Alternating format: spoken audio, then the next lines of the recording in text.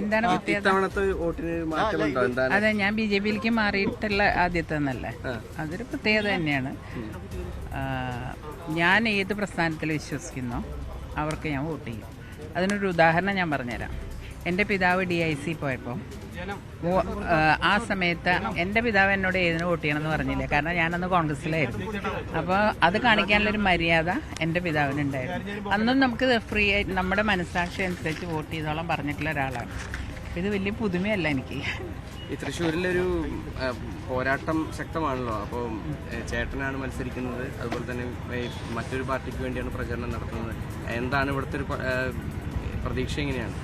ചേട്ടൻ നോക്കാൻ പറ്റില്ല, ചേട്ടൻ വീട്ടിലാണ്. ചേട്ടനും അച്ഛനും അമ്മയൊക്കെ വീട്ടിൽ. ആര് ജയിക്കും എന്നുള്ള ഞാൻ ജോലിസ് നോക്കിയില്ല. അത് പഠിക്കുന്ന സമയത്ത് ഞാൻ പറയാം. ഇപ്പോഴത്തെ എനിക്ക് ആൾക്കാരുടെ വിശ്വസിക്കുന്ന പാർട്ടി ജയിക്കുന്നു ഇപ്പോഴും ഉറപ്പില്ല. ഞാൻ പറയാൻ പോണം, മുഴുവൻ കേൾക്കണം. നിങ്ങൾക്ക് ഈ ഇടയ്ക്കേറി പറഞ്ഞ് വെറുതെതാക്കാൻ ഞാൻ പറയാൻ പോയത്, ഞാൻ ഇവിടെ പലരോടും സംസാരിച്ചപ്പം സുരേഷ് ഗോപിയാണ് ഒന്നാമത് നിൽക്കുന്നത്. അതും വിചാരിക്കുന്നതിലും കൂടുതൽ മുകളിലാണെന്ന് പറയുന്നുണ്ട്.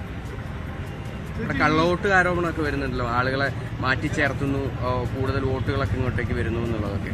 അപ്പൊ അത് സുരേഷ് ഗോപിയെ ജയിപ്പിക്കാൻ വേണ്ടിയുള്ളൊരു പ്രവൃത്തികളുടെ ഭാഗമായാണെന്നാണ് പറയുന്നത്. LDF-ഉം UDF-ഉം പറയുന്നത് അത് തന്നെയാണ്. അവരെ മാത്രമേ പറയുന്നുള്ളൂ.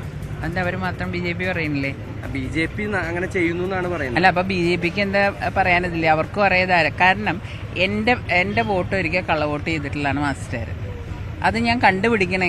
ഇപ്പം ഞാൻ അച്ഛൻ DIC-യിലേക്ക് മാറിയപ്പോൾ അവരിലൊരാളെ കണ്ടപ്പോൾ ഞാൻ ചോദിക്കുക, ആരാ എൻ്റെ വോട്ട് കള്ളവോട്ട് ചെയ്തത്? അങ്ങനെ ഞാൻ കണ്ടുപിടിച്ചു എൻ്റെ വോട്ട് ആരാ ചെയ്ത്. അത് പ്രത്യേകിച്ച് എപ്പോഴും LDF-ന്റെ ജോലിയാണ് ഈ കള്ളവോട്ട്. അത് അവരങ്ങനെ ആദ്യം തൊട്ടേ ചെയ്യണമാണ്.